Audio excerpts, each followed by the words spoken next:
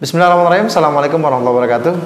Setiap orang ingin berbisnis, pastinya. Entah motivasinya karena uang, entah motivasinya karena karya, atau tidak ada pilihan lain. Semua orang bebas memilih opsi apa sehingga dia mau berbisnis.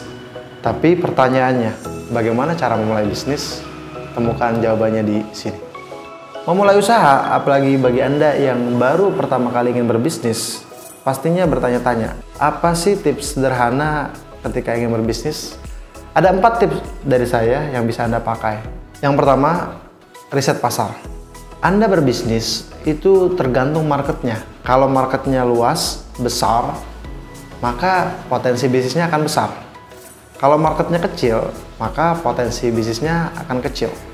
Kalau Anda ingin berbisnis dan ingin membesar, maka hal pertama yang harus Anda selesaikan adalah Anda harus tahu berapa besar pasarnya, berapa besar marketnya. Banyak orang yang mulai bisnis dengan produk. Lebih baik Anda memulai bisnis dengan melihat marketnya. Contoh paling simpelnya adalah gini. Jika Anda sekarang masih bekerja dan ternyata di dalam kerjaan Anda banyak sekali orang-orang yang ingin mendapatkan harga produk fashion yang murah, berarti disitulah Anda bisa membangun produk Anda. Kalau di kantor Anda misalnya ternyata banyak orang yang pengen banget dapat sepatu kerja yang bermodel A, bermodel B, maka Anda penuhi kebutuhan mereka baik dengan cara membuat produk, atau hal yang paling mudah adalah Anda menjadi seorang distributor atau reseller dahulu. Jadi bicara tentang memulai usaha, itu bicara tentang bagaimana Anda mengetahui tentang marketnya. Semakin besar marketnya, semakin luas marketnya, maka disitulah potensi bisnis besarnya berada. Banyak orang yang hampir tidak pernah memperhatikan marketnya, terlalu memperhatikan produknya. Ketika produknya sudah jadi, tidak ada yang beli. Bukan produknya nggak bagus, tapi memang tidak ada kebutuhannya. Kita tahu dalam bisnis ada yang namanya supply dan demand. Oleh karena itu, di poin ini Anda bisa perhatikan demand-nya dahulu. Ada gak nih orang yang butuh? Ada gak pasarnya? Kalau ada pasarnya, besar pasarnya, luas, maka silahkan cari produk tersebut atau buat produk tersebut. Tips yang kedua adalah siapkan produknya. Ketika Anda sudah selesai dengan tips yang pertama, marketnya, pasarnya, demand-nya, maka sekarang Anda menyiapkan produknya. Menyiapkan produknya bisa dengan membuat, atau Anda sebagai penjual, distribution, atau sebagai reseller lah zaman sekarang ya. Jadi di posisi ini Anda harus pastikan produk Anda memang bisa di scalable. Di scalable itu seperti apa? Simpelnya adalah produk ini bisa dikirim secara nasional, atau produk ini bisa tetap eksis dijual dalam waktu yang lebih panjang. Kalau seandainya produk ini sulit untuk dikirim secara nasional, mungkin karena izinnya belum selesai, kemasannya belum menarik, kemasannya masih tidak layak untuk disebarkan secara nasional, ataupun mungkin barangnya itu sulit untuk dikirim ke skala nasional, atau mungkin Andanya sendiri secara modal juga belum siap, maka Anda harus melihat itu semua dahulu sebelum Anda memastikan bahwa itu produk yang Anda jual. Untuk Anda yang pertama kali berbisnis, bisa jadi Anda pilihan terbaiknya adalah menjadi reseller dahulu. Jual produk orang lain dahulu, biar Anda tahu tuh apakah market yang Anda lihat itu benar-benar ada, benar-benar akan menyerap produk. Anda bisa coba itu dulu. Kalau memang seandainya Anda lihat ketika Anda jadi reseller banyak peminatnya dan Anda baru ingin membuat produk, itu jadi lebih baik dan lebih ringan resikonya. Berbeda kalau Anda sudah membuat produk, maka otomatis mungkin Anda harus beli mesin, SDM-nya cukup banyak, ada biaya operasional cukup tinggi, sehingga tidak mudah untuk mengembangkan bisnis karena bayangan risiko yang besar selalu menghantui Anda. Kurangi ketakutan ketika dalam berbisnis, sehingga membuat perjalanan bisnis Anda bisa terfokus terhadap pengembangan. Di poin menyiapkan produk ini, Anda juga bisa misalnya pakai pola PO.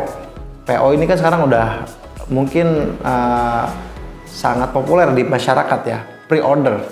Dimana Anda share dulu katalognya, share dulu gambarnya, lihat dulu respon dari market. Kalau ada yang berminat, mereka bisa transfer atau bisa bikin waiting listnya, sehingga ketika nanti Anda menyiapkan produknya, produk yang Anda siapkan sudah diserap langsung sama market.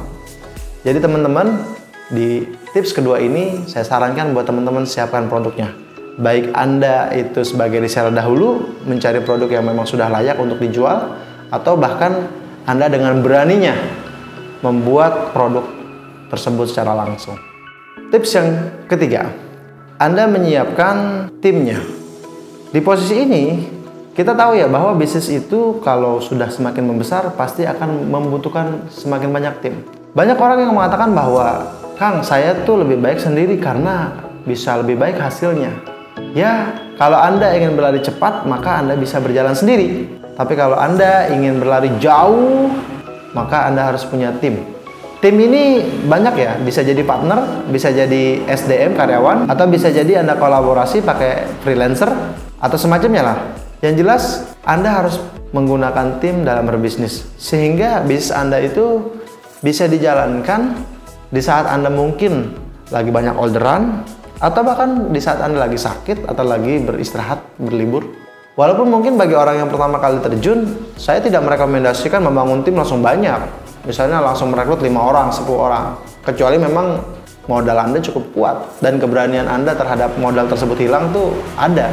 Tapi bagi Anda yang memang tidak punya banyak modal, maka Anda bisa memakai tips yang ketiga ini dengan perlahan, yaitu membangun 1 tim dahulu, tambah lagi 2 tim, tergantung perkembangan. Mungkin dari Anda akan bertanya, Kang, apakah saya harus bangun tim? Saran saya ya. Karena dengan tim, Anda akan punya dorongan lebih untuk memajukan bisnis Anda. Saya banyak bertemu orang yang bisnisnya sendiri, belum punya tim, jadi dia nerima orderan sendiri, packing sendiri. Saya berkata kepada mereka, kenapa nggak bangun tim? Mereka bilang, Kang, takut nggak bisa ngegaji. Ya, simpel sih, kan gaji itu bisa dikondisikan. Anda itu bukan perusahaan besar.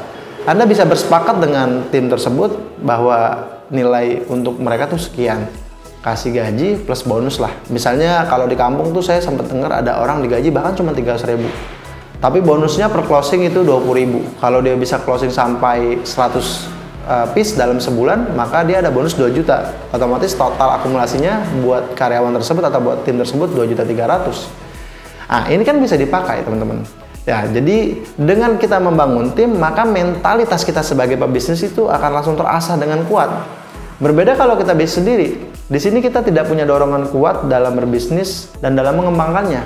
Makanya, tips saya tetap langsung. Ketika Anda baru mulai usaha pun, baiknya langsung bangun tim, walaupun hanya 1 orang. Walaupun tim tersebut mungkin langsung disatukan.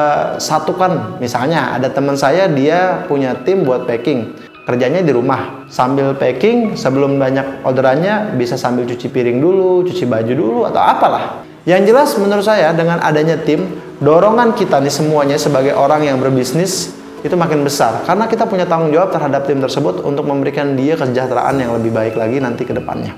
Oke, itu tips yang ketiga. Tips yang keempat, sumber modal.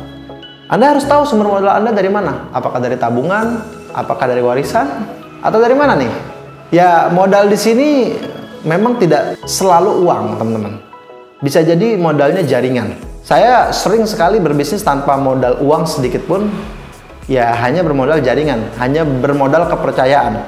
Seandainya contoh, Anda ingin berbisnis produk sepatu misalnya, lalu Anda nggak punya modal sama sekali, tapi Anda punya jaringan, ada orang yang memang punya pabrik sepatu atau punya brand sepatu, Anda bilang ke dia, boleh nggak saya pasarkan produknya dengan pola dropship? Jadi kalau ada konsumen beli, langsung saya transfer ke pusat, nanti pusat ngirim ke konsumen. Saya yakin produsen zaman sekarang tuh banyak banget yang mau seperti itulah. Oleh karena itu bagi orang-orang yang sekarang tuh terkendala sama modal, yang dia menganggap bahwa modal itu soal materi, sangat disayangkan sekali teman-teman. Karena di zaman sosial media zaman sekarang, kita itu bisa berteman dengan sebegitu banyak manusia, sebegitu banyak orang. Bisa jadi bahkan sekarang kita ini di tetangga atau di sekitar kita nggak dikenal. Tapi di luar lain daripada tempat kita tinggal, kita dikenal.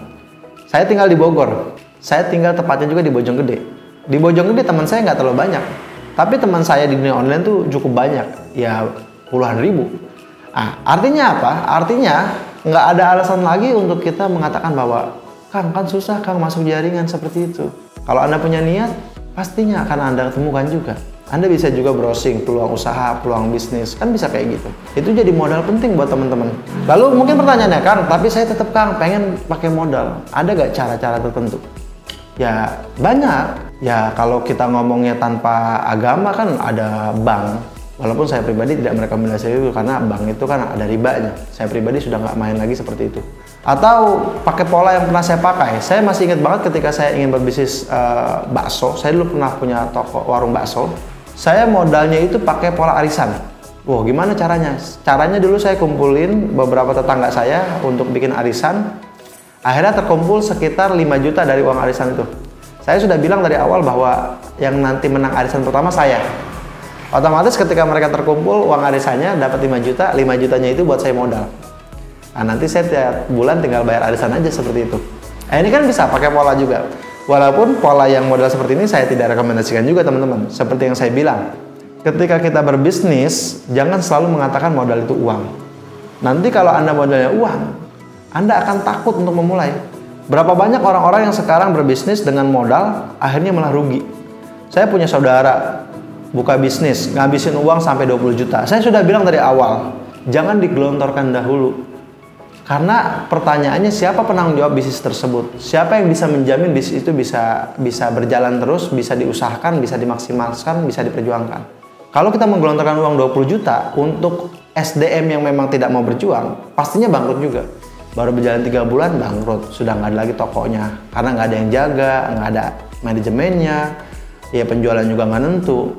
Makanya saya bertemu dengan banyak orang yang punya modal pun akhirnya nggak bisa berbisnis. Karena kunci dari bisnis adalah memahami modal juga secara benar. Jangan sampai kita merelakan modal yang beresiko tinggi sehingga membuat kita jadi dihantui ketakutan. Berapa banyak juga para karyawan yang dia memulai bisnis, mengeluarkan semua tabungannya ke dalam bisnis, tiba-tiba bangkrut. Oleh karena itu saran saya, ikuti tips yang tadi dari pertama. Yang pertama, ketahui marketnya. Yang kedua, persiapkan produknya. Yang ketiga, siapin SDM-nya. Yang keempat, Anda siapkan modalnya. Jalani tips sederhana ini, maka Anda bisa mulai bisnis bahkan dari setelah Anda menonton video ini. Terima kasih. Assalamualaikum warahmatullahi wabarakatuh.